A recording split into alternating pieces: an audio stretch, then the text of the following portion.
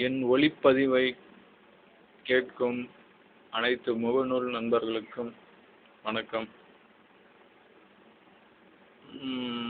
அதாவது எழுத்து பதிவை படித்து புரிந்து கொள்ளலாம். அதில் எந்த விதமான ஒரு தெளிவற்ற தன்மையே இல்லை. ஆனால் ஒளிப்பதிவு கேட்கும்போது அது ஒளியுடன் சேர்ந்த உணர்வை உள்ளும் வாங்குது. அது எழுத்தை விட சிறப்பானது தான் என்று நாம் நினைத்தால் அது ஒரு விதத்தில் சிறப்பானது என்று எடுத்துக்கொள்ளலாம். ஏனென்றால்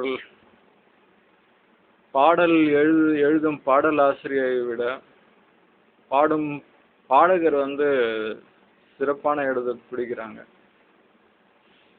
படத்துக்கு கதை வசனம் எழுதுறவங்களை விட அந்த வசனத்தை பேசி நடிக்கிறவங்க இன்னைக்கு கோயில் கட்டி கும்புற அளவுக்கு பிரமாதப்படுத்தப்படுறாங்க ரசிகர்களால்.